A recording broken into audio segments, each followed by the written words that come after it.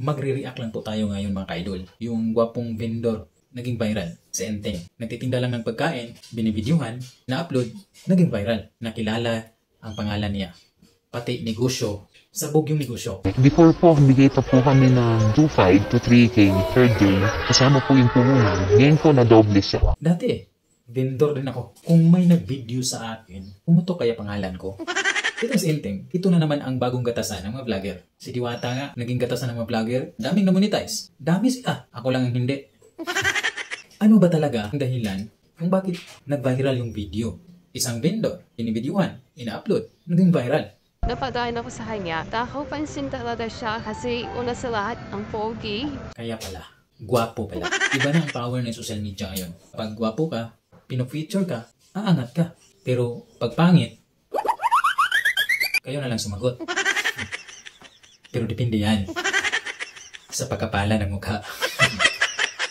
Ito na talaga ang reality ng social media ngayon. Kapag umangat ka, tutulungan ka. Dami naman dun sa kabila na mas nangangailangan ng tulong. Yung lalong naghihirap, mas kailangan nila ng tulong. Pero iba iba na talaga ang nagagawa ng pera. Yung umangat, tinulungan. Kasi magkakapera sila dyan. Ako idol, kung papalarin tong vlog ko, lahat kayo tutulungan ko. Pero magsimula tayo sa piso-piso. Ang nakatulong kay Enteng is si Ma'am Melon's World.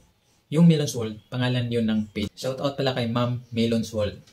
Ma'am, congrats po. Naging viral po yung video. Siguro kung yung pino-feature mo is pangit, hindi yun mag-viral.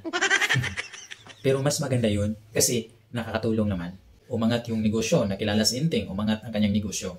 Ma'am Melon's World, baka naman po, dati namang nagtitinda sa kalye.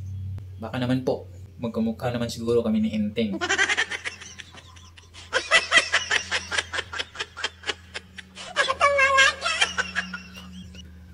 Bukas po, babalik ako sa pagtitinda. Baka po, daanan mo ako dun sa kalye, videohan mo ako, tapos i-upload mo, tapos hindi mag-viral.